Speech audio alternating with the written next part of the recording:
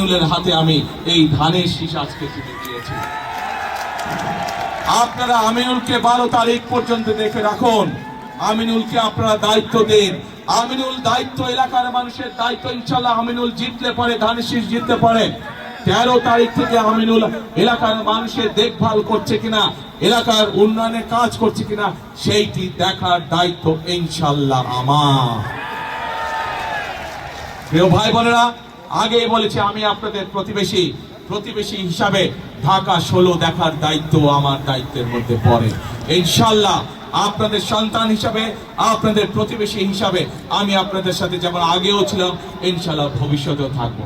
প্রিয় ভাই বোনেরা, বক্তব্যের শেষে আবারও আমি আমার আমিনুলের জন্য, আমাদের দলের ধানের শীষের জন্য সামগ্রিকভাবে এইখানে যত মানুষ উপস্থিত আছেন, আপনাদের মাধ্যমে আপনাদের যে সকল আত্মীয় স্বজন বন্ধু বান্ধব সারা বাংলাদেশে ছড়িয়ে ছিটিয়ে আছে, আপনাদের মাধ্যমে তাদের সকলকে ধানের শীষের জন্য ভোট চেয়ে আমার বক্তব্য শেষ করছি।